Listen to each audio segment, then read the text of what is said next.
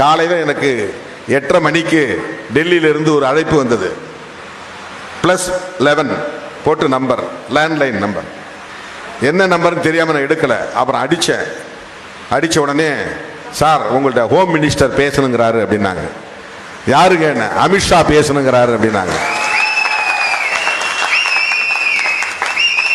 நான் உடனே சரி லைன் கொடுங்க, என்ன இணைப்பு கொடுங்க. என்ன இணைப்பு கொடுத்த உடனே, Thirumaji how are you, how old are you, my best wishes, happy birthday என்று சொன்னார். யாரு? அமித்ஷா. எனக்கு இன்னைக்கு பிறந்த நாள் வாழ்த்து சொன்னார். அவருக்கு நான் நன்றி சொன்னேன்.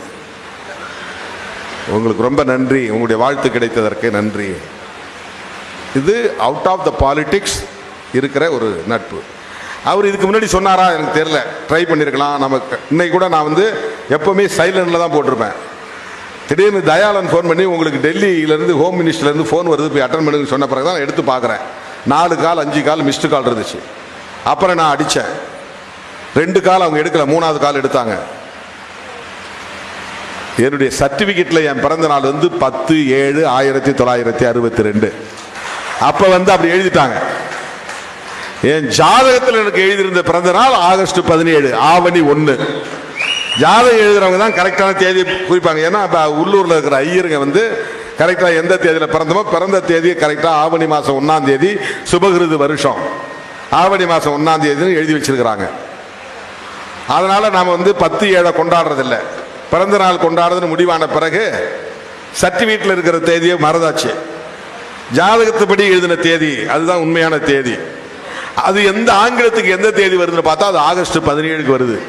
அதனால இப்ப நம்ம கொஞ்ச காலமா ஆகஸ்ட் 17 கொண்டாடிட்டு இருக்கிறோம். அந்த சர்டிபிகேட் நம்ம மாற்ற முடியாது.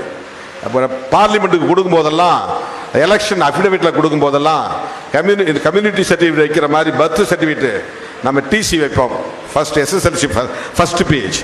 அந்த SSLC புக்கில் இருக்கிற முதல் பக்கத்தில் 10/7/62 போட்டிருப்பாங்க. அமித்ஷா ஃபோன் பண்ணி இன்னைக்கு வாழ்த்து சொன்னார். நான் அதை சோசியல் மீடியாவில் போடலை. ஒரு அரை மணி நேரம் கழிச்சு மறுபடியும் ஒரு கால் அதே டெல்லியில இருந்து வருது, லேண்ட்லைன்ல இருந்து. நான் எடுத்தேன். சார் உங்கள்கிட்ட ரயில்வே மினிஸ்டர் பேச விரும்புறாரு அப்படின்னாரு. அஸ்வின் சொல்லிட்டு வேற ஏதோ பிரச்சனையா இருக்கும்னு நான் நினைச்சேன்.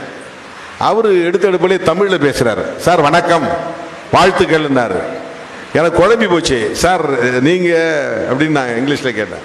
உடனே அவர் சொன்னார், சார் நான் ரயில்வே மினிஸ்டர் தான் பேசுறேன், எனக்கு தமிழ் தெரியும் சார், நான் கொஞ்ச நாள் அங்கே இருந்தேன் அப்படின்ட்டு அவர் இங்கிலீஷ்ல வாழ்த்து சொன்னார். அவர் பிஜேபி காரர் தான். வீடு தேடி எனக்கு பத்திரிக்கை வச்சார். அவர் இல்ல திருமண நிகழ்ச்சிக்கு. அந்த கல்யாணத்துக்கு நான் போயிட்டு வந்தேன். பிஜேபியின் கொள்கையை எதிர்ப்பது என்பது வேறு, தனிநபர் உறவு